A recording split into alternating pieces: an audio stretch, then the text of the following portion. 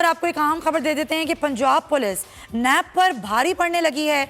WhatsApp पर तफ्तीशी अफसरान को हैबतनाक नताइज भुगतने की धमकियां दिए जाने का इंकशाफ सामने आया है।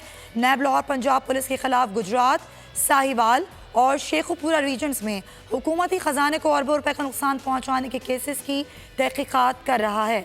सिर्फ गुजरात पुलिस में 70 करोड़ की मुबैना करप्शन हुई, जिस पर साबिक DPO गुजरात राय एजाज समेत कामरान मुमताज़ गिरफ्तार हुए, जबकि साबिक DPO राय ज़मीर ताहाल मफरूर हैं और साबिक DPO सोहेल जफ़र चट्टा बरतानिया में रुपोश हैं। मुलजिमान आपस की मिली भगत से पेट्रोल, तफ्तीशी लागत, तनख्वाहों और यूटिलिटी अखराजात की मद में हुकूमती ख़जाना लूटते रहे।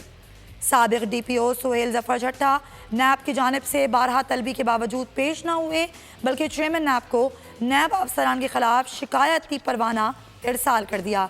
व्हाट्सएप कॉल पर तफ्तीशी अफसरान को संगीन नताइज भुगतने और दीगर करप्शन केसेस में पुलिस की जानिब से अदम ताउन की धमकी दे डाली।